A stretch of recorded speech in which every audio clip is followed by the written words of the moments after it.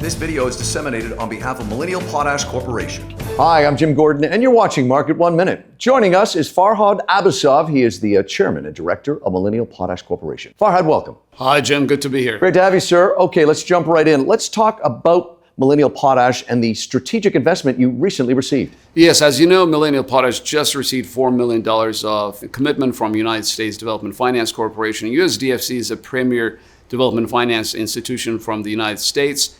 And their main mandate is to help developing countries expand their resource base, other businesses and industries. And this is a major milestone for the company because A, it's a stamp of approval by a major development financing institution and by the US government. And second thing is a non-dilutive investment for our shareholders. And the most important thing is that down the road, USDFC can actually help us with construction funding. And can you update us on the Banio project? We've been making tremendous progress on our Banio Potash Project in Gabon. As you know, we drilled 2 holes this year and we're planning to drill 1 more later. But in the next couple of months, we're going to have a revised, expanded resource report, and that will include the 2 holes from last year as well as 2 holes that we drilled this year. And the plan is to launch a feasibility study, again, help with the USDFC investment later this year, alongside with environmental assessment studies. And we'll plan to finish those 2 programs in the next few months as well, probably in the first or second quarter of next year. And how do you see the Banio project positioning itself against global competitors? Banio Potash Project is unique in terms of its location, in terms of its geology. As our shareholders have already seen, we're intersecting very thick potash horizons. And probably we think it's going to be one of the thickest potash deposits in the world.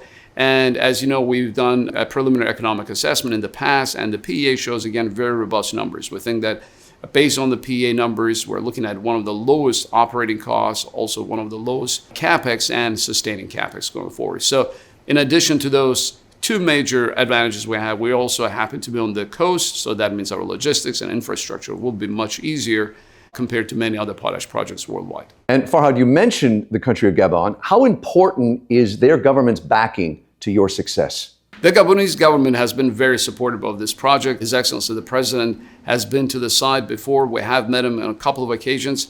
And the President also was in attendance when we signed the agreement with the USDFC earlier this month in Washington, D.C. So we see that support not only from the President himself, but also from different ministries within Gabon. And that translates into actual support on the ground in terms of developing the port, developing power infrastructure, as well as extending natural gas pipeline to the port where we're going to be building all our facilities. So overall, we think this support is critical. And now with USDFC investment, I think we're going to have support not only from the US government agency, but of course from the Gabonese government as well. Finally, what can investors expect from you over the next 12 to 18 months? 12 to 18 months are going to be very eventful for the company because we're finishing our second stage of drilling.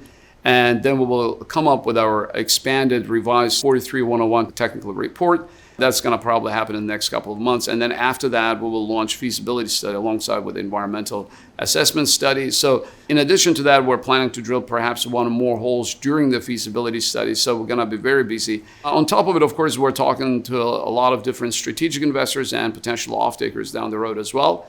So we think that in the next probably 12 to 18 months, the company is going to be at a completely different stage, meaning that instead of being at exploration stage today, we're going to be at a stage where we'll be in a position to apply for a mining permit after finishing feasibility study. Farhad Abasov, thank you for joining us. Thanks so much, Jim. Hi, I'm Jim Gordon. Thanks for watching this Market 1 Minute on YouTube. If you want to keep up to date with other videos that we're putting out, you can click subscribe just below me or click on this list to see other great videos from Market 1. And thank you again for watching.